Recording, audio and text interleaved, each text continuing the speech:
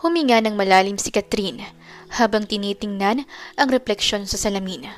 Kahit anong gawin niyang pagdadayet ay hindi talaga siya pumapayat. Ano bang dapat niyang gawin? Bumuntong hininga siya, tsaka lumabas ng kaniyang silid at nagtungo sa salas para hintayin si Jonard, ang anak na lalaki ng kaibigan ng kaniyang magulang na sina Ginoong June William at Liana William. Matagal nang magkakaibigan ng mga ito. Minsan na niyang nakita si Jonard sa birthday party ni Ginoong June noong nakaraang linggo. Hindi kasi siya yung babaeng mahilig sa party, kaya isang beses lang niyang nakita si Jonard. Ngunit sa isang beses na yon ay nagkaroon na siya ng paghanga rito. Hindi niya may tatanggi ang kagapuhang taglay ni Jonard, kaya siya humanga rito at pinilit ang sarili na mag-diet para magkagusto ito sa kanya na hindi naman nangyayari. Paano siya magugustuhan ni Jonard kung mataba siya? Nang makarating siya sa salas, ay saktong may nag-doorbell. Mukhang sila na iyon. Sandali, ako na magbubukas ng gate. Wika ng kaniyang ama at lumabas na ng bahay. Siya naman ay tumabi sa kaniyang ina. Ano po ang sadya nila rito, ma? Tanong niya. Kasi anak. Naputol na ang iba pang sasabihin ng kanyang ina nang makarinig sila ng mga yabag na papalapit. Napatingin sila sa pintuan nang pumasok ang tatlong kalalakihan na walang iba kundi si Ginoong June, ang kanyang ama, at si Jonard na nagpabilis ng tibok ng kanyang puso. Lalo na nang magtama ang kanilang mga mata. Agad siyang nag-iwas ng tingin dahil hindi niya kayang tagalan ng pagtitig rito. Nang tuloy na silang makapasok, ay umupo ang mag-ama sa sofa na nasa tapat nila at tumabi naman ang kanyang ama sa kaniyang ina. Magandang umaga, Sir June. Bati niya sa matanda. Bumaling siya kay Jonard na matama lamang nakatitig sa kaniya. Walang ekspresyon ang mukha nito. Magandang umaga, Jonard. Bati niya. Magiliw itong ngumiti at tinugon ang bati niya. Binalingan niya ang kaniyang ama at nagtatanong ang mga matang tinitigan ito. Tumikim ito at ang sumunod na sinabi nito ang nagpawindang sa kaniya. Anak, balak namin na maikasal kayo ni Jonard sa lalong madaling panahon. Anunsyo ng kaniyang ama. Tiningnan niya ang kanyang ina na maging si Jonard at June pero seryoso ang mga ito. I want you to be my wife, Catherine. Sabi ni Jonard. Pakiramdam niya ng mga sandaling iyon ay nasa alapaap siya dahil sa sinabing iyon ni Jonard. Tumango siya bilang pagsang-ayon. Bakit pa siya magpapakipot? Ito na nga ang nag-aalok sa kanya ng kasal. I want you to be my husband also. Aniya na ikinangiti ng kanilang mga magulang. Mukhang wala na tayong magiging problema, balae. Wika ni John sa kaniyang ama. Ngumiti si Charles na ama niya. Kaya nga, sagot nito. Pinag-uusapan na nila kung kailan ang kasal. Bale, sa West lang yon para mabilis ang proseso. Ngunit napagkasundoan na kikilalanin muna nila Catherine at Jonard ang isa't isa para hindi na sila manibago kapag kasal na sila. Matapos ang pag-uusap na yon ay umalis na ang mag-ama. Kinuha rin ni Jonard ang cellphone number niya. Hindi niya maiwasang kiligin ng mga sandaling iyon. Ganito pala ang pakiramdam kapag napapansin ka ng crush mo at hindi lamang iyon, magiging kabiyak niya rin ito. Kinaumagahan ay nagtungo si Catherine sa condominium ng kaibigang si Lauren. Nakaupo siya ngayon sa sofa at hiniintay ang kaibigan na matapos sa pagprepara ng merienda nila. Nang bumalik ito ay may dala ng plato at may lamang hamburger. Bigla siyang naglaway nang makita kung gaano kasarap iyon. Isa kasi itong chef, kaya tiyak na masarap iyon. Inilapag nito ang plato sa center table at tinabihan siya sa sofa. Kinuha nito ang hamburger na para rito. Oh, wag mong sabihing hindi mo kakainin yan. Luto ko yan, bes. Pagmamaktol ng kaibigan. Sa totoo lang, natutokso siya lalo at paborito niyang hamburger. Pero kailangan niyang magpigil dahil on diet siya ngayon. Malungkot niyang tiningnan ng kaibigan. Sorry bes, pero on diet ako ngayon eh. Pagtatapat niya, tiningnan siya nito na parang hindi makapaniwala. Sigurado ka? Ngayon lang kita nakitang conscious sa sarili mo. Nagtataka nitong sabi. Huminga siya ng malalim at ikunento rito ang dahilan kung bakit siya nagkakaganoon at maging ang arranged marriage sa kanila ni Jonard. Pumayag ka? Na hindi ka sigurado kung may gusto rin siya sa'yo? Hindi makapaniwalang tanong ng kaibigan. Gusto ko siya eh. Kaya pumayag na ako. Ayaw ko rin namang ma-disappoint si na dad. Malungkot niyang sabi. Sa totoo lang, iniisip rin niya kung tama ba na magpakasal siya kay Jonard. Gayong siguradong hindi naman siya nito gusto. Sino ba naman ang magkakagusto sa kanya? Bulag lang ang magkakagusto sa kanya. Napapailing na lamang si Loren. Pag-isipan mong mabuti, Kat. Hindi biro ang susuong sa buhay may asawa. Lalo't walang pag-ibig na namamagitan sa inyo. Baka may dahilan kung bakit siya gustong magpakasal sa'yo. Pwedeng sa negosyo. Wika nito. Naisip na rin naman niya iyon pero naniniwala siya na darating ang panahon na mapapaibig niya ito. Tinitigan niya ang kaibigan. Gagawin ko ang lahat, mapaibig ko lang siya. Alam kong darating din ang araw na mamahalin niya ako. Determinado niyang sabi. Bumuntong hininga si Loren. Ikaw ang bahala. Basta kapag kailangan mo ng karamay, narito lamang ako at handa kang damayan. Sinsero nitong sabi. Ngumiti siya. Kahit papaano, maswerte siya dahil may kaibigan siyang kagaya nito. Gabi iyon at nakahiga si Catherine sa kaniyang kama at nakatitig sa kisame habang iniisip ang mga sinabi ni Loren. Paano nga ba kung hindi siya magawang ibigin ni Jonard? Ipinilig niya ang ulo at inisip ang positibo at hindi ang negatibo. Darating ang tamang panahon na mamahalin niya ako. Gagawin ko ang lahat. Mapaibig ko lamang siya. Determinado niyang sabi sa sarili.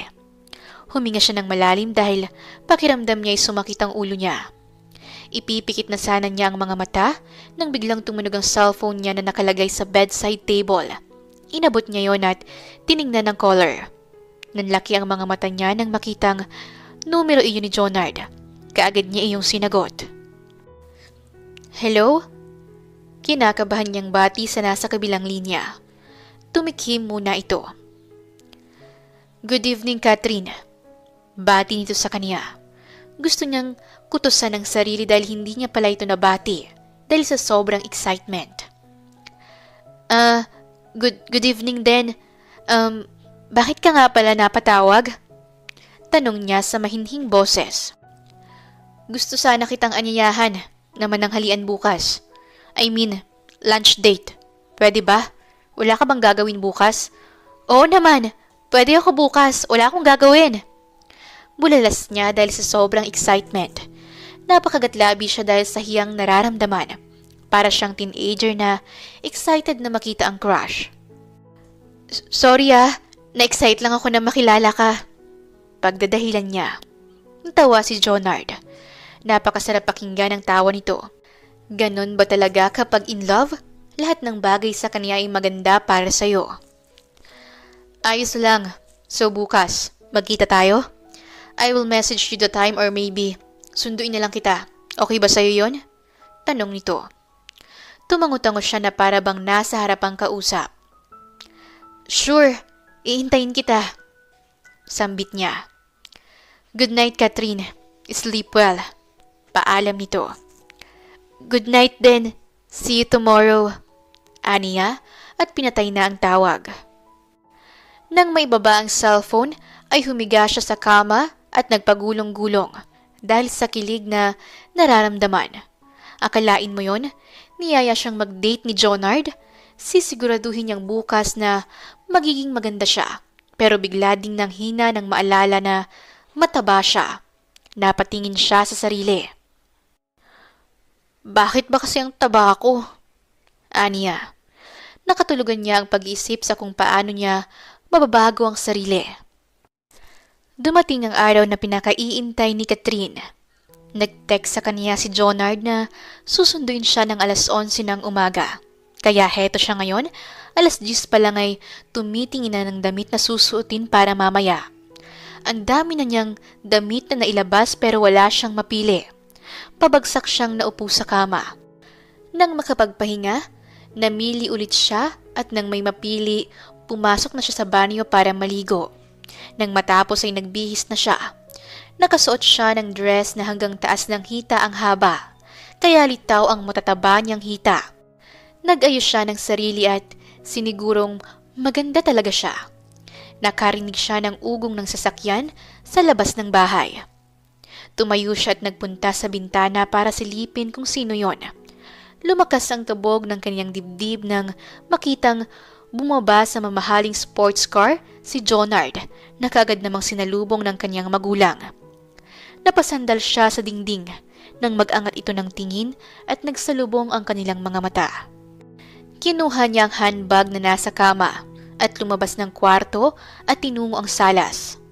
Naabutan niyang nag-uusap ang kaniyang ama at si Jonard. Nang makita siya ay ngumiti si Jonard pero pansin niyang parang pilit lamang iyon. Tumayo ito tsaka binalingan ang kaniyang ina at ama. Mauna na po kami ni Catherine, tito at tita. Anito tsaka nilapitan siya. Let's go. Anyaya nito. Pinauna siya nitong maglakad at nang matapat na sila sa kanyang magulang ay sinabihan sila na mag-enjoy sa date nila. Si Jonard na rin ang nagbukas ng pinto ng sports car sa kanya. Walang nag-imikan sa kanila habang nasa daan patungo sa restaurant kung saan sila magdi-date. Hanggang sa marating nilang restaurant ay hindi ito nagsasalita. Gusto niya tuloy isipin na napilitan lamang ito dala ng gusto ng magulang nila na mag-date sila. Iwinaksi niya iyon at sinabi sa sarili na baka wala ito sa mood makipag-usap. Nang maipark ang sasakyan ay pinagbuksan siya nito ng pintuan ng passenger seat. Matapos magpasalamat ay iginiya siya nito papasok sa loob.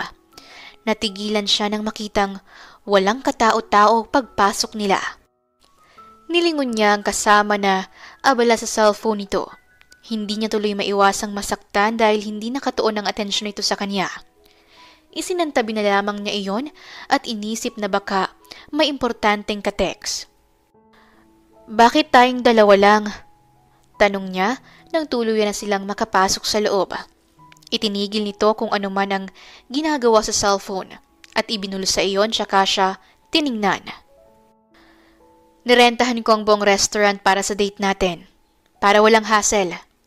Sabi nito at nangiti. Parang may humaplo sa puso niya dahil sa sweetness nito. Ngunit biglang may tanong na sumagot sa kaniyang isipan. Paano kung nirentahan nito ang buong restaurant? Dahil baka nahihiya ito na makita ng iba na may kasama itong isang matabang babae na kagaya niya. Huminga siya ng malalim para kahit papaano maibsan ang sakit na nararamdaman niya. Pilit niyang isinisiksik sa isip ang unang dahilan na naisip niya kung bakit nito nirentahan ang restaurant. Ayaw niyang masira ang araw niya. Thank you, tugon niya. Tipid lamang itong ngumiti at iginiya siya patungo sa pandalawahang mesa na nasa gitna. Pinaghila siya nito ng upuan. Salamat, wika niya. Tumango lamang ito at naupo na sa harap niyang upuan. Tinawag nito ang waiter at kinuha ang menu, tsaka ibinigay sa kaniya ang isa. Order ka na, pero okay lang ba na wag masyadong marami? Yung sakto lang. Napakagatlabi siya. Pakiramdam niya na insulto siya sa sinabi nito. Oo, matakaw siya, pero kapag ganitong may mga taong nakapaligid sa kaniya, ay disente siya pagdating sa pagkain. Tumango na lamang siya.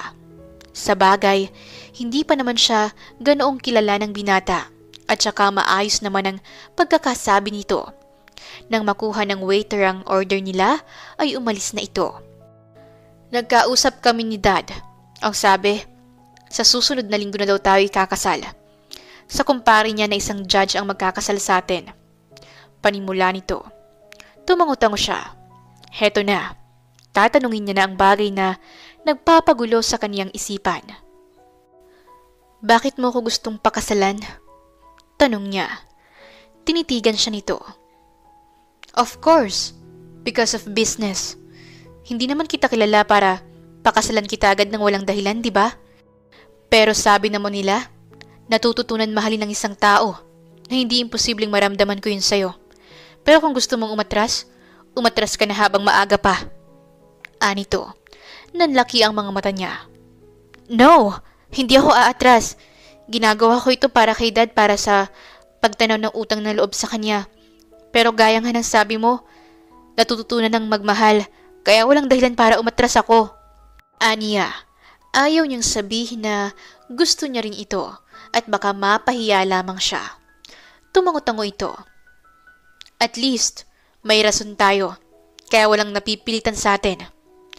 Wika nito, sabay tingin sa kanyang braso at kitang-kita niyang pagkunot ng noo nito. Ilang sandali lamang ay dumating na ang order nila. Habang kumakain sila, ay biglang nagsalita si Jonard. May suggestion sana ako sa'yo. Wika nito na naging dahilan para mapatingin siya rito. Hindi niya alam pero bigla siyang kinabahan, lalo na nang makita niya kung paano siya nito titigan. Ano yon? Tanong niya. Pwede ka bang mag-diet? Tanong nito na ikinatigil niya. Sinasabi na nga ba na magiging problema nito ang pagiging mataba niya.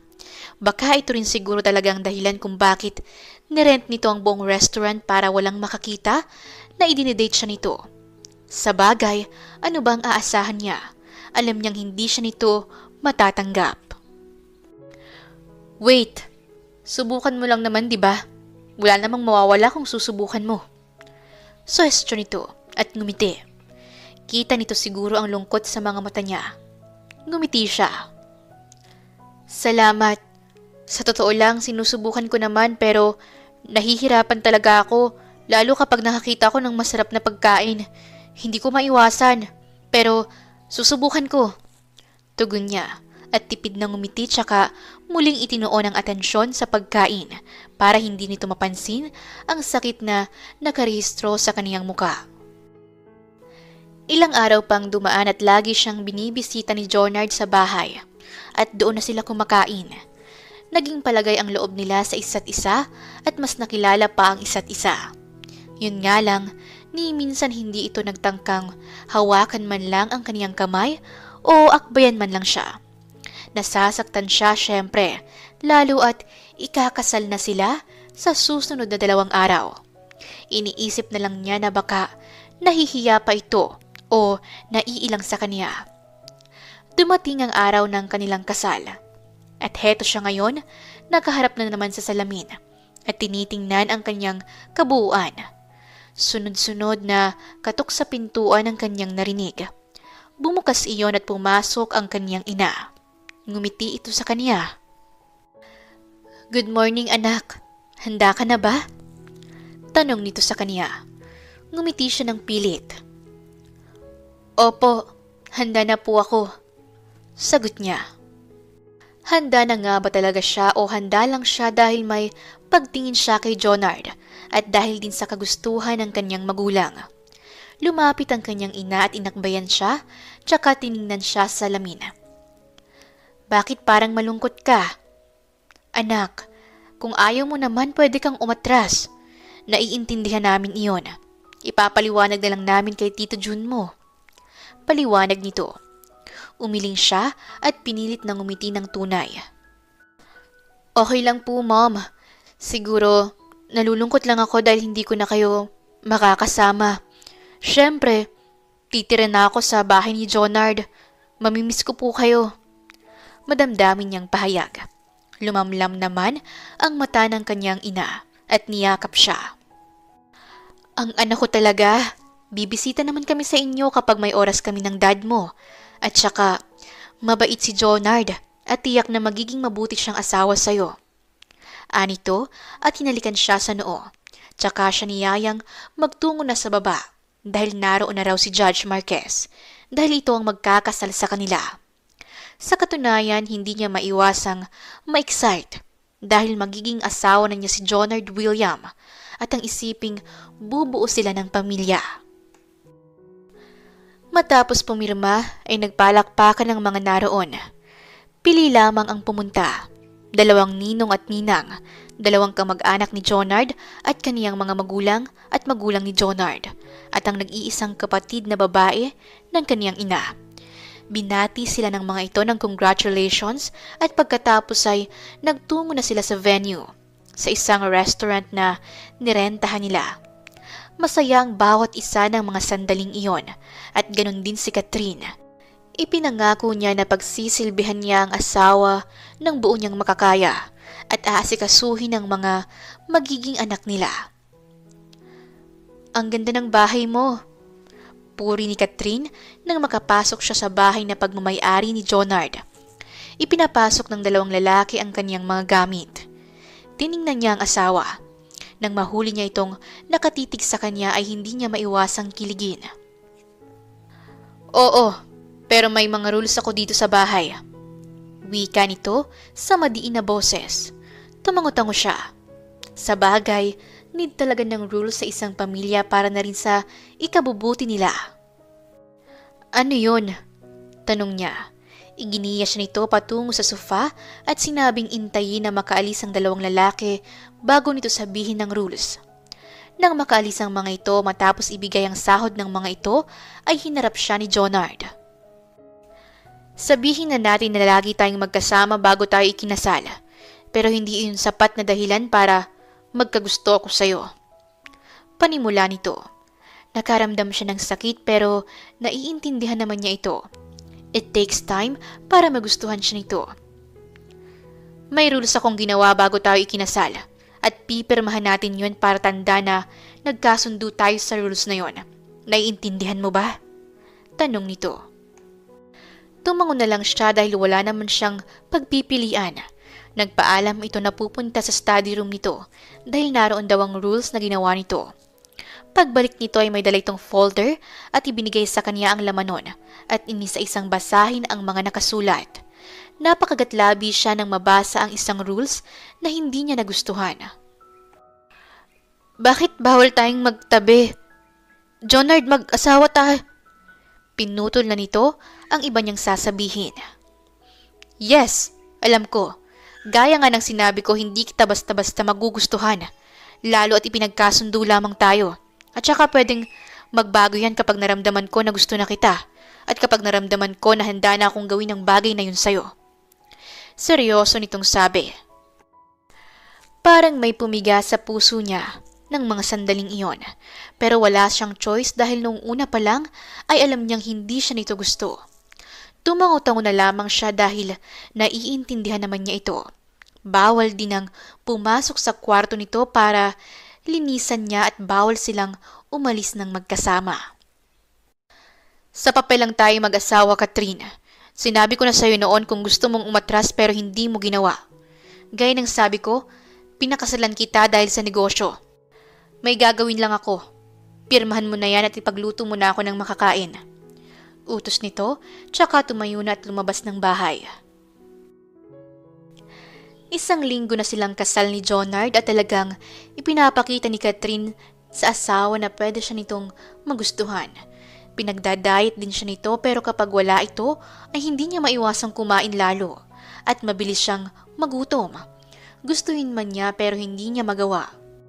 Nagluluto siya ng sinangag ng umagang yon dahil paborito iyon ni Jonard.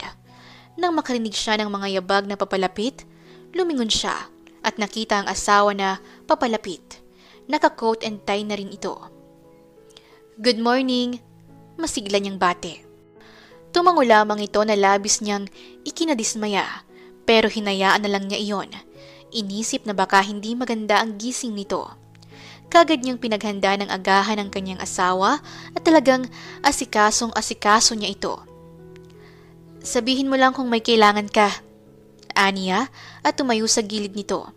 Tiningnan siya nito. Sabay na tayong kumain. Paanyaya nito. Nadagli naman niyang sinunod. Umupo siya sa katapat nitong upuan at nagsimula ng magsandok para sa kanila. Kunti lamang ang kinuha niya dahil baka magalit si Jonard. Tiningnan nito ang plato niya at saka dumako iyon sa kaniyang muka. Good. Dapat within a month, mabawasan ang timbang mo. Wika nito at muling itinuon ang atensyon sa kinakain. Napakagatlabi siya. Paano kung hindi siya pumayat? Anong gagawin nito? Sa totoo lang, naramdaman niya sa sarili na mahal na niya ito dahil kahit hindi sila magkatabing matulog ay kailanman ay hindi siya nito pinagalitan o pinagbuhatan ng kamay kapag may pagkakamali siya. Nakaka-turn on iyon. Ngumiti na lamang siya. Pagkatapos nitong kumain ay nagpaalam na ito na papasok na sa trabaho. Nagsabi rin ito na baka gabihin ito ng uwi dahil madami raw itong aasikasuhin. Huwag na daw siyang intayin dahil baka sa labas na daw ito kumain. Inatupag niya ang sarili sa mga gawaing bahay.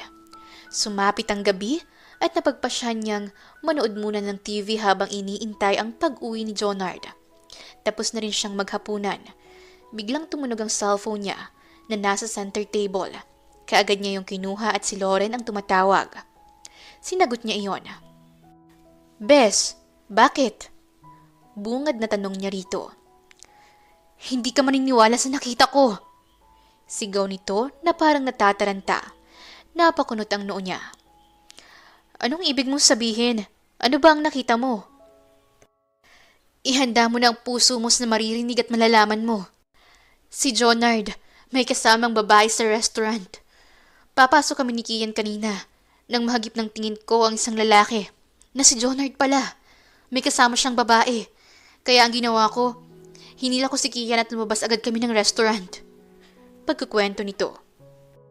Natigilan siya ng mga sandaling iyon. Hindi niya alam kung ano ang sasabihin o iisipin. Hindi. Baka kilala niya lang yon o hindi kaya ay kamag-anak. Baka kilala niya lang, Lauren. Pagtatanggol niya sa asawa. Huminga ito ng malalim. Magkakilala ba yun? Ang sweet nila sa isa't isa.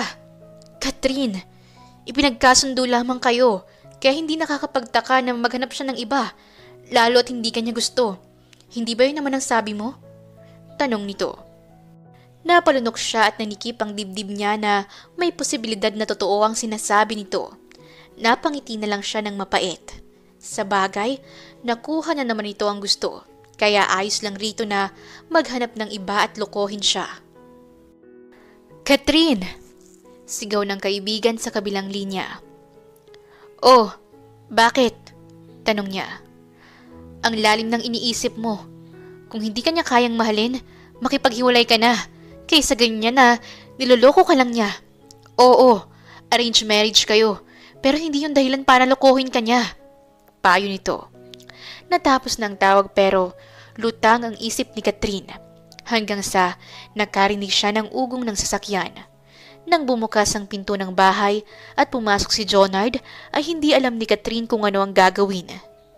Tatanungin ba niya ito o hahayaan na lang niya at baka ito pa ang maging dahilan para mag-away sila. Kaya minabuti na lang niyang manahimik. Tumayo siya at sinalubong ito. Good evening. Bati niya at kaagad na tinulungan na tanggalin ang suot nitong coat. Nang matapos ay nagtungo na ito sa hagdan at umakyat na hindi man lang siya binabati.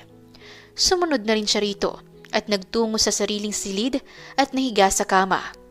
Hindi niya namalaya na pumatak na pala ang luha niya ng mga sandaling iyon dahil sa sakit na nararamdaman. Susuko na ba ako o lalaban pa? Tanong niya sa sarili habang patuloy ang pagtulo ng luha sa kaniyang mga mata. 3 araw ang lumipas mula nang malaman iyon ni Catherine, pero hinayaan na lang niya. Kapag siya mismo ang nakakita na may ginagawang hindi maganda si Jonard, ay talagang magagalit na siya o hindi kaya ay tumawag ulit ang kaibigan at sabihing may kasama itong iba. Oo, alam niya na hindi siya nito mahal pero huwag siya nitong gawing tanga dahil kasal pa rin sila. Hanggang sa isang araw, habang nagwawalis siya sa bakuran, ay biglang may nag-doorbell. Lumapit siya roon at pinagbuksan ng gate ang isang maputi, balingkinitan at magandang babae. Napakunot noo siya. Isa ba ito sa mga kamag-anak ni Jonard? Ngumiti siya sa babae. Yes? Sino sila? Tanong niya. Tinaasan siya nito ng kilay. So, ikaw yung asawa ni Jonard? Iyong pinakasalan niya sa papel lamang? Pangiinsulto nito. Hindi niya maiwasang mainis sa sinabi nito. Kapag siya naasar ay talagang gagamitin niya ang malaki niyang katawan dito. Naghalukip-kip siya. Wait lang, miss. Sino ka ba? At anong ginagawa mo rito? Masungit niyang tanong. Tumawa ng malakas ang babae. Ako lang naman ang girlfriend ni Jonard, ang babaeng mahal niya. Wika nito at nagtuloy-tuloy nang pumasok sa loob. May kukunin lang ako. Maldita nitong sabi. Wala na siyang sinayang na sandali. Hinawakan niya ito sa kamay at pinihit paharap sa kanya. Aray! Ano ba? Pagrereklamo nito, pinaningkitan niya ito ng mga mata. Anong karapatan mo na pumasok sa pamamahay namin? Oo, sa papel lang kami mag-asawa. Pero asawa niya pa rin ako at wala kang karapatan na tumapak rito. Sigaw niya sa babae. Magsasalita sana ito nang itulak niya ito na naging dahilan para mapaupo ito sa semento. Kayang-kaya kita, miss. Kaya umalis ka na kung ayaw mong manakit ang katawan mo. Pagbabanta niya rito, tumayo ito at pinagpag ang sarili. Mabuti na lang at naka-flat shoes ito. Malalaman ito ni Jonard at sisiguraduhin ko na ako ang kakampihan niya. Tumawa ito. Bakit naman niya kakampihan ng isang baboy na kagaya mo? Tumalikod na ito at lumabas ng gate tsaka pumasok sa sasakyan nito. Nang makalis ito ay hindi niya maiwasang mapahikbi. Totoo nga ang sinabi ng kanyang kaibigan. Kung maibabalik lang niya lahat. Sana hindi na siya nagpakasal kay Jonard. Nagpadala siya sa kanyang emosyon. Patakbo siyang pumasok sa bahay at nagtungo sa kanyang silid. At doon iniyak lahat ng sama ng loob, sakit at pagsisisi na nararamdaman niya. Nakapagdesisyon na siya. Makikipaghiwalay na siya kay Jonard. Oo, kasal sila pero hindi iyon dahilan para lokohin siya nito. Gabi na. Habang iniintay ni Catherine ang pag-uwi ni Jonard, ay nag-impake na siya. Hindi niya maiwasang mapatulo ang luha dahil sa sakit na nararamdaman. Akala niya matututunan siyang mahalin ni Jonard, pero nagkamali siya. Kung alam lang niya na ganito ang mangyayari, sana hindi na lang siya nagpakasal. Nasa huli talaga ang pagsisisi. Nakarinig siya ng ugong ng sasakyan. Marahil si Jonard na iyon. Isinara na niya ang traveling bag na siyang pinaglalagyan niya ng kanyang damit ng unang araw nila bilang mag-asawa ni Jonard. Hinila niya iyon palabas ng kwarto. Natigilan siya nang makitang papasok si Jonard. Maging ito rin ay natigilan rin nang makita siyang pababa at may hilang traveling bag. Bumaba ang mga mata nito sa traveling bag na hila-hila niya. So, lalayas ka? Tanong nito na hindi man lang mahimigan sa boses nito ang guilt dahil sa ginawa nitong panloloko sa kanya. Bumaba muna siya ng hagdan bago ito hinarap. Oo, alam ko na hindi akong tipo mong babae dahil mataba ako. Pero sana, kung lolokohin mo lang ako, mas maganda nang maghiwalay na lang tayo. Kung balak mo lang pala akong lokohin, hindi sabihin mo sa akin na hindi mo ako mahal. Maintindihan ko pa yon, kaysa yung ganito. Aniya na medyo napatas ang boses dahil sa galit na nararamdaman. Hindi rin niya maiwasang mapaluha dahil hindi siya sanay magalit. Sino ang hindi magagalit? Niloko siya nito. Oo, mataba siya pero may dignidad siyang pinanghahawakan. Nanangkit ang mga mata nito. Alam mo, ang dami mong satsat. Nung una pa lang alam mo na pinagkasundo lang tayo. Kaya dapat alam mo na kung anong kahihinat na ng setup na ito. Kung gusto mong lumayas, lumayas ka. Ang dami mo pang kadramahan sa buhay. Balik sigaw nito sa kanya na nagpadagdag sa sakit na nararamdaman niya. Kung alam ko lang na ganito ang mangyayari, hindi na lang sana ako nagpakasal sa'yo. Sigaw niya pa para kahit papaano maibsan ng sakit na nararamdaman. Tumawa ito ng malakas at napangisi. Sa tingin mo ba gusto kong magpakasal sa'yo? Siyempre hindi. Pinakasalan lang kita dahil gusto kong makuha ang kumpanya. Sa tingin mo magugustuhan kita? No! Never kitang magugustuhan dahil napakataba mo! Sigaw nito. Sinampal niya ito ng ubod ng lakas. Akmang pagbubuhatan siya nito ng kamay nang tingnan niya ito ng masama. Subukan mo! Hindi ako mangingimi na kasuhan ka! Gigil niyang sabi, tsaka dali-daling umalis sa harapan nito at lumabas ng bahay. Muli, tumulo na naman ang luha niya, pero makakaya niya ito. Ito ang napapala ng pagdidesisyon ng padalos-dalos, kung may babalik lang niya sana ang nakaraan. Pagdating ni Catherine sa kanilang bahay, ay agad niyang pinindot ang doorbell. Mabuti na lang at may sarili siyang sasakyan na naroon sa bahay ni Jonard, kaya hindi siya nahirapang makauwi. Mas minabuti niya kasing magkaroon ng sariling sasakyan na magagamit kung sakaling gusto niyang mamasyal. Nahihiya kasi siyang gumamit ng sasakyan ni Jonard. Ilang sandali lamang ang lumipas nang may magbukas ng gate. Walang iba kundi ang kanyang ina. Gulat ang makikita sa mukha nito nang makita siya. Anak, anong ginagawa mo rito? Nagtatakang tanong nito na nahihimigan ng pag-aalala sa boses nito. Nag-away ba kayo ni Jonard? Hindi niya alam kung anong sasabihin sa kaniyang ina. Wala siyang maapuhap na sasabihin sa ina kundi ang nagawa lang niya ay yakapin ito ng mahigpit at umiyak. Hinagod nito ang likod niya. Iiyak mo lang yan, anak. Kung yan ang magpapagaan ng loob mo, gawin mo lang. Anito habang patuloy pa rin na hinahagod ang likod niya. Nang sa tingin niya ay ayos na siya, ay humiwalay na siya sa kaniyang ina. Makikita sa mga mata ni Catherine ang pamumugto niyon dahil sa pag-iyak. Sinapo ng kanyang ina ang kaniyang pisngi. Mas mabuti siguro na sa loob na lang tayo, anak, para mapag-usapan na rin natin ang dahilan kung bakit ka narito. Tumango siya at sabay silang naglakad ng kaniyang ina papasok sa loob ng bahay. Nang makapasok sila ay pababa ng hagdan ang kaniyang ama.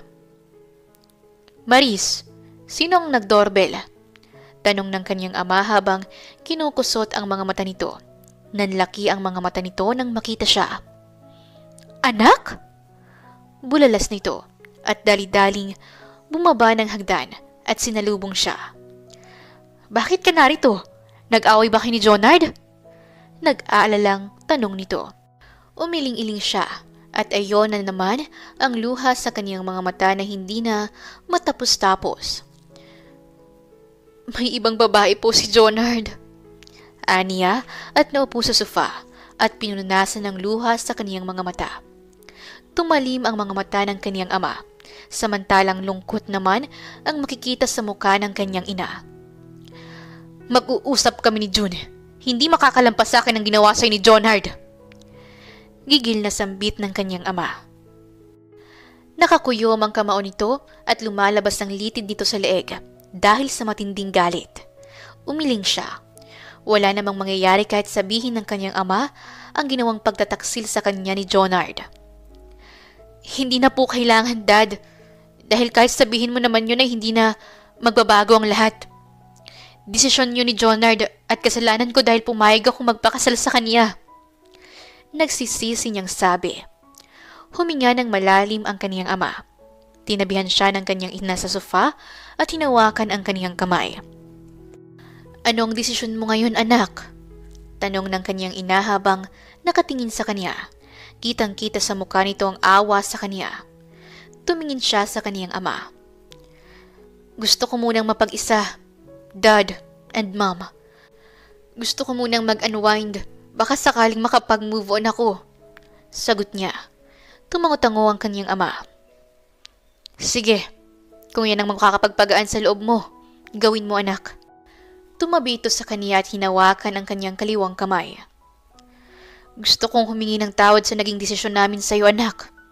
Kung alam lang namin na ganito ang mangyayari, sana hindi ka na lang namin ipinagkasundo. Punong-puno ng pagsisisi nitong sabi. Tiningnan niya ang ama at masuyong nginitian. Ayos lang po yun, Dad. nangyari na eh.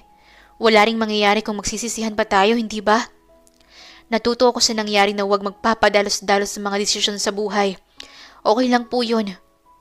Pagpapalakas loob niya sa sarili. Pero sa totoo lang, naninikip ang dibdib niya. Pero pasasaan ba't mawawala din ang sakit na nararamdaman niya? Time heals all wounds naman. Matapos ang pag-uusap nilang iyon ay nagtungo na siya sa kaniyang kwarto para makapagpahinga at pinilit ang sarili na makatulog. Nakapagdesisyon na siya. Bukas na bukas rin ay pupunta siya sa Milas Resort na pag-aari ng kaniyang ninang Vanji. Mayaman kasi ang pamilya nito at matalik na kaibigan ng kanyang ina.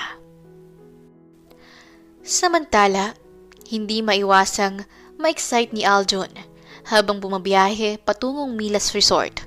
Pag-aari iyon ng Tia Vanji niya, pinsan ng kanyang ina. Ang resort na yun ay malapit sa dagat kaya tiyak na mag-i-enjoy siya. Gusto muna niyang i-relax ang sarili dahil sa ilang buwan ding pagtatrabaho sa kumpanya na pag-aari ng kanyang ama. Pag nag-asawa na daw siya, ipapasa na sa kanya ang pagiging CEO. Natawa siya. Wala pa siyang balak na lumagay sa tahimik. Nag-i-enjoy pa siya sa buhay binata. Walang responsibilidad na iniisip. Nang makarating sa resort ay ipinark niya ang sasakyan sa parking area na malapit sa hotel. Kinuha niya ang bagahe ng compartment. May lumapit sa kanya na bellboy nang makapasok siya sa hotel. Kinuha nito sa kanya ang dala niyang may katamtamang laking traveling bag at nagtungo sa reception desk. Nang makuha ang mga kailangan ay nagtungo na siya kasama ang bellboy sa kaniyang magiging silid. "Enjoy your stay here, sir," masiglang sabi nito sa kanya. Ngumiti lamang siya. Nang makalis ito, ay isinara na niya ang pintuan at nahiga sa kama. "Hay, sa wakas, makakapagpahinga rin ako," aniya sa sarili. Bumangon siya at nagtungo sa banyo para maligo dahil balak niyang maghapunan sa restaurant sa baba. Nang matapos maligo at makapagbihis ay lumabas na siya ng kanyang silid. "Sigurado ka ba talaga na kaya mong mag-isa rito sa resort?" Narinig niyang tanong ng isang babae. Napalingon siya sa pinanggagalingan nun na sa katabing silid lamang niya. Nakatalikod ang babae pero nakaharap sa kaniya ang kausap nito. "Oo naman, huwag kang mag-alala, Lauren. Ayos lamang ako. Kailangan ko ito kaya huwag kang mag-alala," sabi ng babae.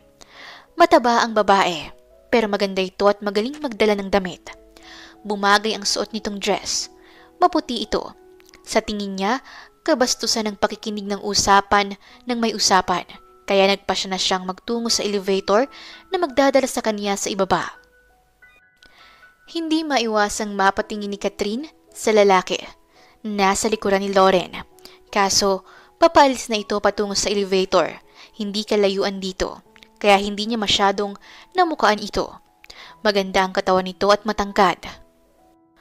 "So, aalis na ako. Mag-iingat ka rito. Kapag may kailangan ka, huwag kang mag-atubiling tawagan ako, ha?" Bil nito at masuyo siyang tinitigan, tsaka hinawakan ng kanyang kamay. "Alam kong kayang-kaya mong lampasan ang pagsubok na yan sa iyong buhay. Ikaw pa, isa ka kaya sa pinakamatatag na babaeng nakilala ko." Pagpapalakas loob nito sa kanya. Napangiti siya. Kilalang kilala talaga siya nito. Lubos niyang ipinagpapasalamat ang pagkakaroon ng kaibigan na kagaya nito. Pinisil niya ang kamay nito. "Salamat, Lauren." Ikinumpas nito ang mga kamay. "Ano ka ba? Wala yun. Magkaibigan tayo, di ba?" Wika nito na naging dahilan para matawa sila pareho. Nagdesisyon silang sabay ng bumaba at maghiwalay sa lobby dahil papunta siya sa restaurant para maghapunan. Niyaya niya ito pero tumanggi ito dahil baka magabihan daw siya. Nang makapagpaalam ang bawat isa, nagpasya siyang pumasok sa restaurant na nasa kanang bahagi ng hotel. Nang makapasok siya roon ay pinili niyang maupo sa isang bakanting mesa na nasa malapit sa entrance. Pagkaupo niya ay may lumapit sa kaniyang service crew at binigyan siya ng menu. Matapos makapag-order ay umalis na rin ito. Iginala niya ang paningin sa kabuuan ng restaurant hanggang sa tumigil iyon sa isang mesa na may umuuko pang lalaki na walang iba kundi ang lalaki na nakita niya kanina. Hindi man niya lubusang nakita ang mukha nito pero alam niyang ito yon dahil natatandaan niya ang suot nitong damit. Nagtama ang kanilang mga mata. Hindi niya alam pero bigla siyang na-conscious sa sarili. Natatabaan ba ito sa kanya? Napapangitan ba ito sa kanya? Huminga siya ng malalim at itinuon sa labas ang paningin hanggang sa dumating ang kanyang order at nang matapos kumain at makapagbayad ay nagpasya na siyang bumalik sa kanyang hotel room. Bukas, pupunta siya sa beach para magpahangin. Nagising si Catherine na maaliwalas ang pakiramdam. Nagsuot siya ng sleeveless blouse na kulay blue na tinernohan ng maong na short na above the knee at kulay puting chiffon cardigan. Tiningnan niya ang refleksyon sa salamin. Bumagay sa kanya ang suot niya. Kahit mataba siya, kayang-kaya niyang dalhin ang isinusuot niya. Lumabas na siya at dumiretso na siya sa dalampasigan. Naglalakad siya ng mga sandaling iyon nang may magsalita sa kanyang likuran. "Nag-iisa ka yata, miss?" Tanong nito na naging dahilan para lumingon siya at makita ang lalaking umuuko pa sa katabing silid niya. Hindi niya maiwasang humanga sa ganda ng katawan nito. Nakasuot ito ng Hawaiian polo at nakabukas ang lahat ng butones noon kaya lantad ang maganda nitong katawan. Nag-iwas siya ng tingin. "Oo," maikli niyang sagot. "Gusto mo bang samahan kita sa paglalakad? Mas maganda yung may kasama kang naglalakad para hindi boring, hindi ba?" Sabi nito na may nakapaskil ng ngiti sa mga labi. Hindi niya maiwasang mapatitig rito. Gwapo ito. Sa bagay, wala namang masama kung sasamahan siya nito. Hindi naman siguro siya nito gagawa ng masama, lalo na at may mga tao naman sa paligid. Tumawa ito. "Huwag kang matakot. Hindi kita gagawa ng masama kung yun ang ikinakatakot mo." Wika nito. "Hindi naman sa ganon. Sige, mabuti nga yung alok mo para may kakwentuhan ako." Sagot niya. Tumabi ito sa kanya at nagpasya na silang maglakad-lakad. Masarap sa pakiramdam na tumatama sa kaniyang paang tubig dagat na dinadala ng alon patungo sa dalampasigan. "Nagbabakasyon ka ba rito?" Hindi pa pala niya alam tanong ni Aljun sa kasama. Nito. Kanina, habang naglalakad siya patungong dalampasigan ay nakita niya itong nagpapalakad-lakad, kaya hindi na siya nag-atubiling lapitan ito.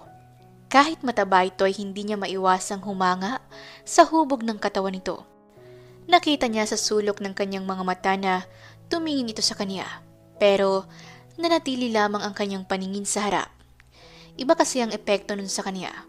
Parang may magneto iyon na nagsasabing titigan niya ito. "Hindi, may dahilan ako kaya ako pumunta dito." Sagot nito na may himigan ng lungkot sa boses. Humarap siya rito at inilahad ang kamay sa harapan nito. "Aljun pala," pagpapakilala niya sa sarili. Ngumiti ito at tinanggap ang pagkikipagkamay niya. "Catherine," sambit nito at agad na binawi ang kamay. "Napakagandang pangalan, parehas ng may-ari." Sinsero niyang sabi habang titig na titig sa mga mata nito. Namula ang pisngi nito at nag-iwas ng tingin. "Huwag mo nga akong binobola ng ganyan. Hindi ako maganda." Sambit nito.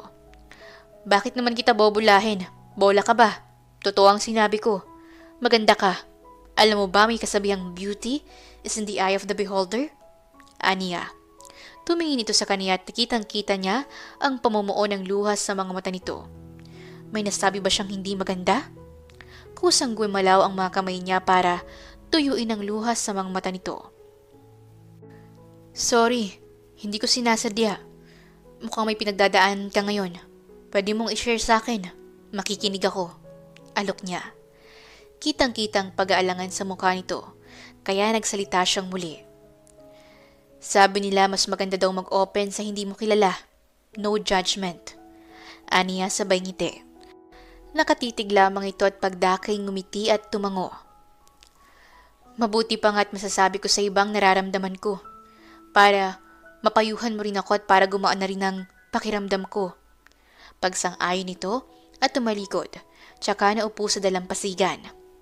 Sumunod siya at naupo sa tabi nito. Hindi nila alintana kung mabasa sila ng tubig dagat. Ang mahalaga ay masaya sila sa company ng isa't isa. Nagsimula na itong nagkwento tungkol sa pinagdadaanan nito. Habang nakikinig siya ay hindi niya maiwasang makaramdam ng galit sa asawa nito. Hindi ito marunong tumingin ng maganda.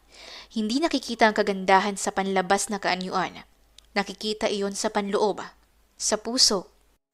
Nang umiyak ito ay humarap siya rito at niyakap ng mahigpit. Umiyak ka lang. Kung yan ang makakapagpagaan sa bigat na nararamdaman mo, gawin mo. Aniya at umiyak nga ito ng umiyak. Ilang sandali lamang ay natapos na ito at humiwalay sa kanya. Pasensya ka na. Nabasa tuloy ang damit mo. Hingi nito ng paumanhin at hindi siya magawang tingnan. Napangiti siya. Ayos lang. Ang mahalaga, nakatulong ang damit na ito sa'yo. Biro niya. Tiningnan siya nito at natawa. Natawa na rin siya. Bakit hindi mo subukang magpapayat uli? Malay mo this time, mag-succeed ka na. Pangungumbinsi niya. Bigla itong nalungkot. Ginawa ko na, pero walang nangyari eh. Dahil walang nag-uudyok sa'yo na gawin mo yon. Ngayon, may dahilan ka na. Isipin mo ang maginawa niya sa'yo. Yun ang gawin mong motivation para baguhin ang sarili mo. Maganda na rin yon dahil makakabuti rin yon sa kalusugan mo kung magpapapayat ka, di ba? Aniya. Tinitigan lamang siya nito. Bakit mo to ginagawa? Hindi mo naman ako kilala. Tanong nito na kakikitaan ng pagkalito ang muka. Tinitigan niya ito. Bakit? Kailangan bang makilala muna kita bago kita tulungan? At saka sa mga ibinahagi mo sa akin, kilala na kita. Ang pagtulong ay walang pinipili, kilala man o hindi. Basta ang mahalaga, sincere ka sa pagtulong sa kapwa. So, game ka? Panghihimok niya. Ngumiti ito ng matamis at tumango, tsaka biglang sumeryoso ang muka. Oo, game ako. Papatunayan ko kay Jonard na kaya kong magbago at ipaparamdam ko sa kanya na kaya kong baguhin ang sarili ko. Determinado nitong sabi. Narito sila Catherine at Aljon sa gymnasium dahil ito ang una nilang gagawin. Sa katunayan, hindi siya kumain ng kanin ng nagdaang araw. Prutas at gulay lamang. Parte iyon ng pagdadayet niya.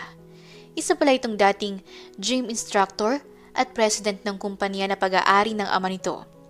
Nagsimula na siyang mag-ehersisyo at talagang nahirapan siya. Ngunit ang laging tumatatak sa isipan niya ay ang mapatunayan kay Aljo na kaya niyang baguhin ang sarili. Napagod ka ba? Tanong ni Aljun nang nakaupo sila sa isang bench at nagpapahinga habang umiinom sila ng tubig. Lumingon siya rito.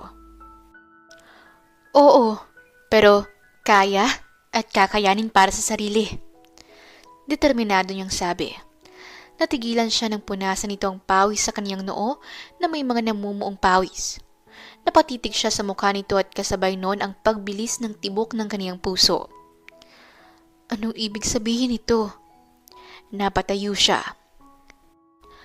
Mabuti pa, ituloy na natin ang ginagawa natin para mabilis tayong matapos. Sabi niya. Narinig niya ang pagbuntong hininga ni Aljon pero tumayo na rin ito. Sure. Walang sigla nitong sabi.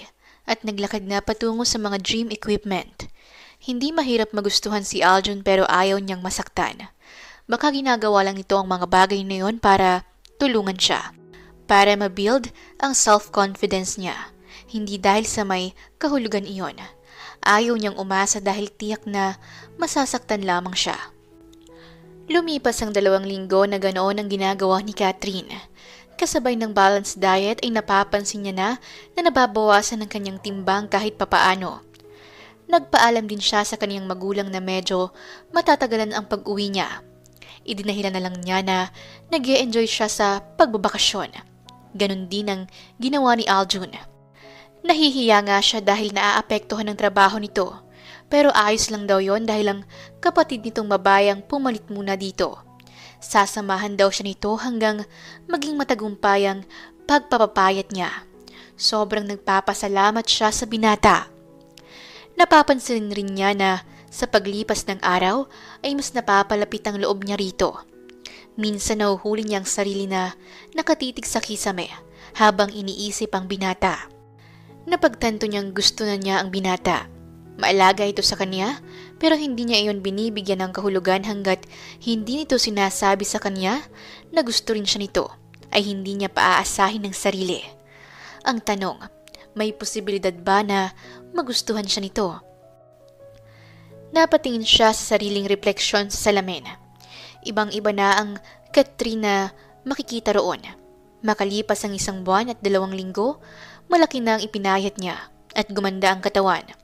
Sa 1 buwan na tuloy-tuloy niyang ginawa ang dapat gawin, ay naging successful ang pagpapapayat niya. Napangiti siya. Ganito pala ang pakiramdam kapag nagawa mo yung bagay na gusto mo at nagtagumpay ka. Sobrang sarap sa pakiramdam. Ngayon, magkikita sila ni Aljun para kumain sa labas. Ngayon niya din ito pasasalamatan ng bongga. Bukas, aalis na siya para isakatuparan ng plano niya.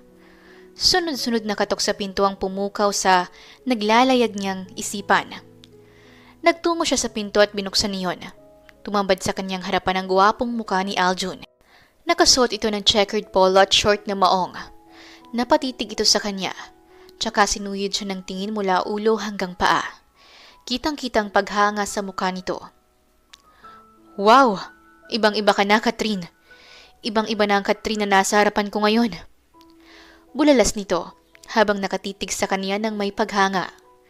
Napakagatlabi siya dahil nakaramdam siya ng hiya. Thank you, sambit niya. Ngumiti ito. Thank yourself.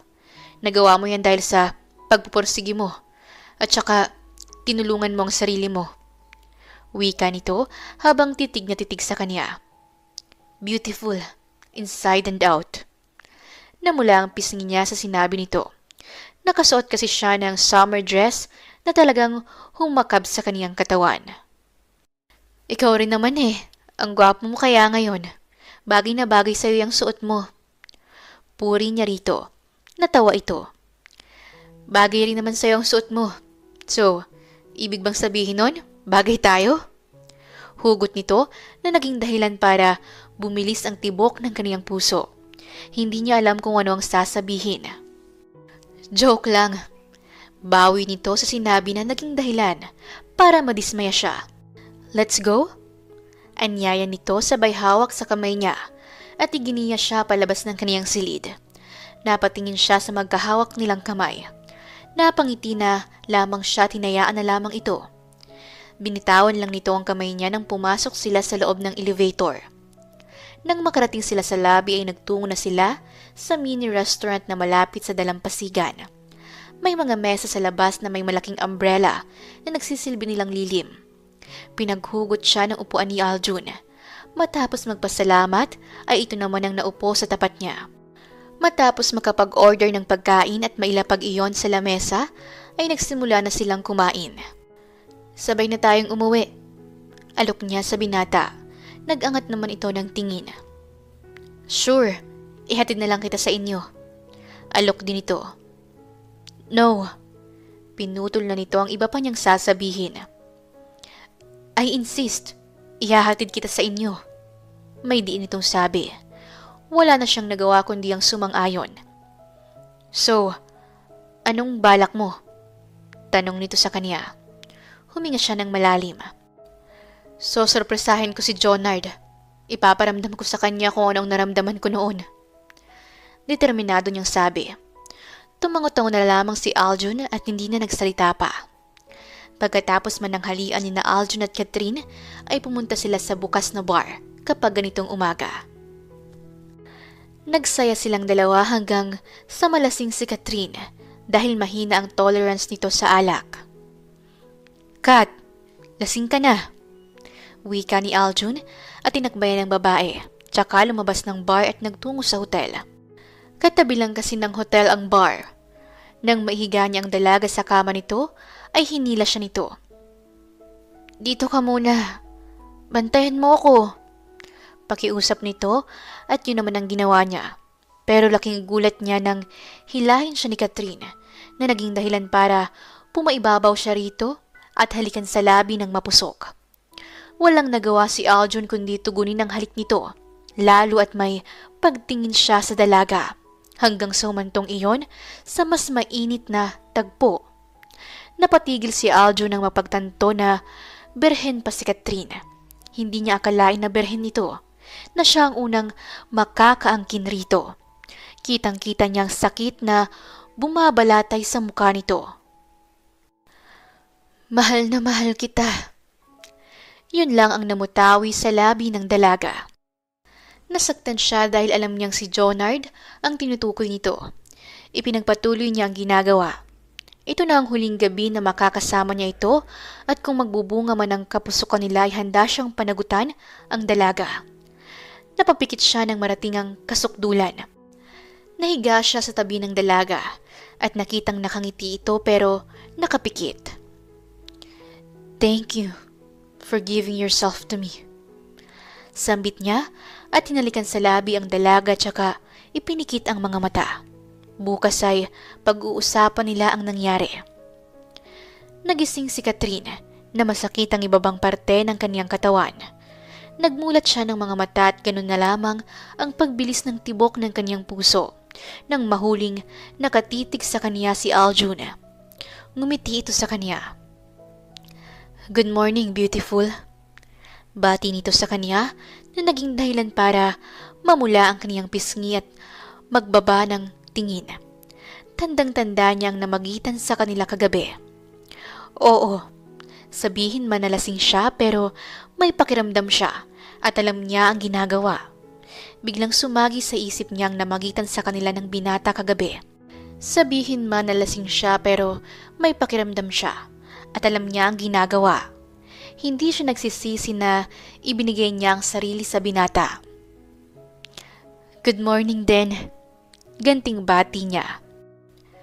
Hindi ko akalain na ako ang unang lalaki na nakakuha sa'yo. Komento nito. Nagtaas siya ng tingin at sinalubong ang titig nito. Nagsisisi ka ba na may nangyari sa atin? Hindi mo ba gusto ang kaalamang sa'yo ko ipinagkatiwala ang sarili ko? Tanong niya.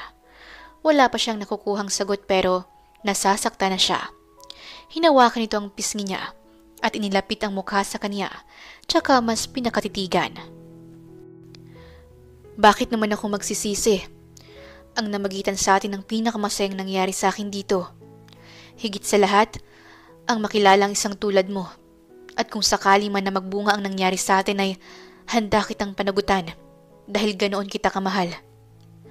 Pagtatapat nito na ikinalaki ng mga mata niya. Mahal mo ko? Nabigla niyang tanong. Ngumiti ito. Oo, mahal kita. Mahal na mahal kita. Kahit naman hindi ka magbago, handa akong tanggapin lahat sa'yo. Ganon kita kamahal. Ang tanong, mahal mo rin ba ako? Nangangamba nitong tanong. Napakagatlabi siya. Akala niya, one-sided love lang ang lahat. Pero hindi pala, dahil mahal din siya ng lalaking mahal niya. Oo, mahal rin kita, Aljun. Mahal na mahal kita, Aljun. Binago mo ako, at sa'yo ko naramdaman na may tao palang handa akong tanggapin kung sino ako. Lalaking ipaparamdam sa akin na ang pagmamahal ay hindi nakikita sa panlabas na kaanyuan. Salamat dahil nakilala kita. Madamdamin niyang pahayag. Mabilis nitong inilapat ang labi sa kanyang labi at hinalikan siya ng marubdob, mainit at punong-puno ng pananabik na halik at tinugon naman niya iyon ng buong pagmamahal at sa ikalawang pagkakataon ay nag-isa ang kanilang katawan. Pababa ng sports car si Catherine ng sandaling iyon. Narito siya ngayon sa Williams Group of Company. Siya ang inatasan ng kaniyang ama na dumalo sa meeting nito kay Jonard William. Kahit gaano man ang nangyari sa kanila, ay hindi naapektuhan ang relasyon ni na June William at ng kaniyang ama.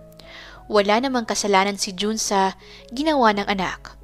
Huminga siya ng malalim at naglakad patungo sa entrance ng building. Agad siyang pinagbuksan ng guard. Nang makapasok siya sa loob, ay napatingin sa kaniya ang mga nasa lobby. Makikita sa mukha ng mga ito ang paghanga. Taas noo siyang nagtungo sa elevator na magdadala sa kanya sa 5th floor kung saan naroon ang conference room. Nang huminto ang elevator ay lumabas na siya. Tsaka nilakad ang pasilyo patungo sa dulong bahagi kung saan naroon ang conference room. Huminga muna siya ng malalim bago pumasok sa loob. Napalingon ng lahat sa kanya. Gulat, paghanga at pagkamangha ang makikita sa mukha ng mga ito.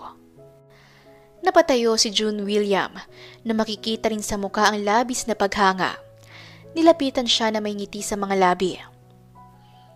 "Catherine William?" Tanong nito. Gusto niyang paikutin ang mga mata nang marinig ang apelyido na sana hindi na lang niya ginamit. Nakita niya sa sulok ng kanyang mata si Jonard na hinagod pa siya ng tingin mula ulo hanggang paa. Kitang-kita sa mukha nito ang paghanga. Ngumiti siya ng matamis sa biyanan. Ibang-iba ang ugali nito sa anak. "Yes po, ako nga po. Ako po kasi ang inatasan ni Dad na dumalo rito sa meeting dahil may biglaan silang lakad ni Mommy." Pagdadahilan niya, dahil lang totoo, plano nila iyon para ipamukha kay Jonard na hindi na siya yung matabang babae na niloko nito. Tumango-tango ito. "You look gorgeous today." Punong-puno ng paghanga nitong sabi. Humarap ito sa mga naroon.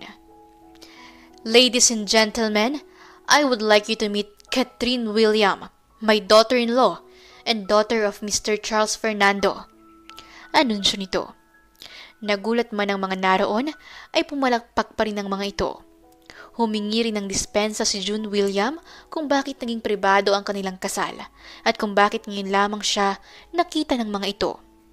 Umupo siya sa tabi ni Jonard. Inilapit nito ang bibig sa kanyang tenga. "Mag-usap tayo mamaya. By the way, you look pretty." Puri nito. Gusto niyang masuka sa sinabi nito. Kitang-kita sa mukha nito ang pagnanasa. "Maglaway ka ngayon." Aniya sa sarili. Ngumiti na lamang siya at tumango. Kailangan nila talagang mag-usap. Naikuyom niya ang kanyang kamao nang dumantay ang kamay nito sa kanyang hita at hinahaplos-haplos iyon tsaka pinisil-pisil. Muli, bumulong ito. "Namiss kita. Ang laki ng pinagbago mo, Catherine. Pinahanga mo ko." Wika nito. Ngumiti na lamang siya at nakinig na lang sa meeting. Matapos ang meeting ay nagpaiwan silang dalawa ni Jonard. Pinagsalikop niya ang mga kamay sa kanyang dibdib. "May sasabihin ako sa'yo." Panimula niya. "Gusto ko na mag-file ng divorce sa ating dalawa." Nakatayo siya at nakaharap dito. Umiling ito. "No! Hindi ako papayag na makipaghiwalay ka sa akin. Noong nawala kay Don ko, napagtanto ang mga pagkakamali ko. Patawarin mo ako, Catherine. Ngayon na hindi na ikaw ang Catherine noon, hindi na kita papakawalan pa. Bigyan mo naman ng chance ang pagsasama natin. Pangako, magbabago ako at mamahalin kita." Pagmamakaawa nito at lumuhod pa sa kanyang harapan. Best Actor. "I'm sorry, pero hindi na kita mahal. May mahal na akong iba. Ngayon, alam mo na ang pakiramdam na hindi pinili?" Aniya, at inalis ang kamay nito na nakahawak sa kaniyang binti. Tsaka lumayo rito. "One of these days, ibibigay ko ang divorce papers natin." Aniya tumalikod. Ngumiti siya dahil kitang-kita niyang sakit na bumalatay sa mukha nito dahil sa hindi niya ito pinili. Biglang sumagi sa isip niya si Aljun. Namimiss na niya ito. Magiging malaya na sila. Pagkatapos niyang mailakad lahat ng papeles para sa divorce nila ni Jonard, ay pupuntahan niya ito. Ipinangako niya iyon dito. Hindi makapag-concentrate si Aljun sa ginagawa sa harap ng kanyang computer sa opisina niya dahil naglalayag ang kanyang isipan. Kulang din siya sa tulog dahil laging laman ng kanyang isipan si Catherine. Namimiss na niya ito. 1 linggo na kasi buhat nang ihatid niya ito sa kanila. Pero nangako ito na pupuntahan siya rito sa kumpanya. Araw-araw ay inaabangan niya ito na puntahan siya rito sa opisina Pero nadidismaya lang dahil pagsapit ng hapon ay walang Katrin na dumarating. Minsan naiisip niya na baka nagkabalikan na ang dalawa at nasasaktan siya kapag iniisip niya iyon. Mahal na mahal niya ang dalaga at ito ang babaeng gusto niyang iharap sa altar, maging ina ng kaniyang mga anak. Huminga siya ng malalim at pilit na iwinaksi ang mga isiping iyon. Mukhang busy tayo ngayon Wika ng tinig na pamilyar sa kanya. Bumilis ang tibok ng puso niya nang marinig ang boses na kinasasabi kanyang marinig. Naghahalusinate na ba siya dahil ang dalaga na lang ang laging laman ng kanyang isipan? Nagangat siya ng tingin at hindi siya nagkamali dahil nasa harapan niya ang babaeng laman ng kanyang isipan ng halos 1 linggo. Katrin! Hindi makapaniwala niyang sambit. Ngumiti ito at dahan-dahang lumapit sa kanya. Tumayo siya at sinalubong ito. Kagad niyang ipinalibot ang mga kamay sa bewang nito at pinakatitigan ito. Samantala, ipinalibot naman ito ang mga kamay sa kaniyang leeg. Oo, ako nga. Namiss mo ba ako?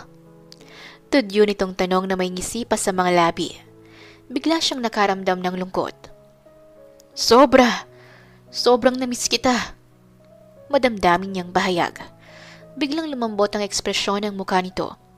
Inalis ang isang kamay sa leeg niya at ipinaraan ang hintuturo sa ilalim ng kanyang mga mata. Kulang ka sa tulog. Nag-aalala nitong tanong. Sino ba naman ang hindi kukulangin sa tulog kung araw-araw ikaw ang laman ng isip ko? Hindi ko maiwasang magamba na baka hindi ka na bumalik sa akin, na baka mas pinili mong makasama si...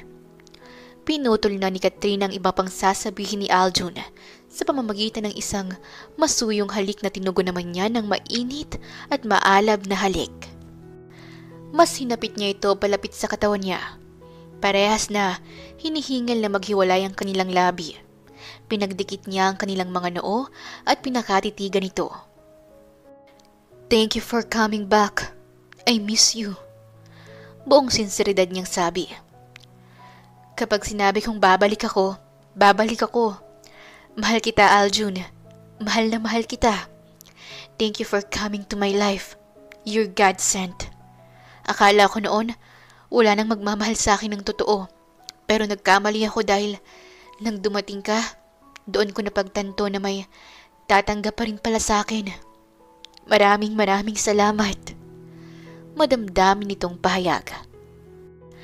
Nang mga sandaling ngayon ay wala siyang masabi, kaya ang ginawa niya ay sinakop niya ang labi nito at ipinaramdam kung gaano niya ito kamahal. Nagpapasalamat siya sa Diyos dahil pinagtagpo sila ni Katrin. Love moves in mysterious way, ika nga nila. At yun ang nangyari sa kanilang dalawa ni Katrin. Makalipas ang 3 buwan ay nagpasya sina Katrin at Aljun na magpakasal. At makalipas ang 6 na buwan ay nagsilang si Katrin ng isang malusog na sanggol na babae na pinangalanang Jurin.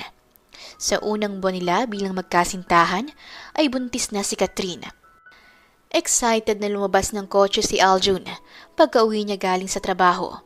Siya na ngayon ang CEO ng Samento Enterprise. Nagmamadali siyang pumasok sa bahay at tinungo ang silid nilang mag-asawa. Nasasabik na siyang makita ito. Nadatnan niyang nakatayo si Katrin habang ipinaghehele ang kanilang prinsesa. Napatingin ang asawa sa kanya nang mapansin ang pagdating niya. Ngumiti ito sa kanya at ganun din siya rito. Lumapit siya sa asawa at hinalikan ito sa noo. Kamusta ang buong maghapon mo, mahal? Tanong niya rito. Huminga ito ng malalim. Kitang-kita sa mukha nito ang pagod. Nakakapagod, pero masaya ang ginagawa ko. Masaya ako sa pag-aalaga kay Jurin at sa pag-aalaga sa'yo. Ito ang sinumpaan kong tungkulin ng ikasal tayo. Madamdamin itong sabi habang titig na titig sa kanya. Hinaplos niya ang pisngi nito. Salamat, mahal. Magbihis ka na, mahal. Wika nito at natawa siya. Mabuti pa nga dahil naiirita ako sa suot ko. Akalain mo nga naman na maghapon ko itong suot. Biro niya na ikinatawa ng asawa at hinalikan ito sa noo. Nang makapagbihis ay nilapitan niya ang asawa at kinuha rito si Jurin. Ako na munang mag-aalaga. Ipahinga mo muna ang iyong sarili at gigisingin na lang kita kapag tinawag na tayo ni Ate Mavi para sa hapunan. Sambit niya. Oo, pagod siya sa mahaghapong trabaho, pero mas kailangan ng asawa ang pahinga dahil hindi biro ang mag-alaga ng bata. Sinabi niya rito na mag-hire sila ng mag-aalaga kay Jorin pero tumanggi ito. Mas gusto daw nito na ito ang mag-alaga kay Jorin. Iba pa rin kasi kapag ina ang nag-aalaga sa anak. Si Ate Mavi naman ay katulong nila simula ng mag-7 buwan ang tiyan ng asawa. Ngumiti ito. Thank you, mahal. Kahit na alam kong pagod ka, tinutulungan mo ko. Buong pagsuyo nitong sabi. Responsibilidad ko rin ito. Aniya at mabilis na hinalikan ito sa labi. Nagtungo na si Catherine sa kama at nahiga para makapagpahinga. Siya naman ay tinitigan ng napakalusog nilang anak. Mahal na mahal ka namin, Jorin, at sisiguraduhin namin na ibibigay namin ang mga pangangailangan mo at ang pagmamahal na deserve mo. Aniya at dinampian ng halik sa noo ang anak. Napatingin siya sa asawa. Mahimbing na itong natutulog. Ipinapangako niya na ano man ang pagdaanan nila, ano man ang mangyari ay magiging matatag siya para sa pamilya. Wakas. Maraming salamat po sa inyong pakikinig hanggang sa dulo ng ating kwento. Ito po ang Dear Siren at hanggang sa muli.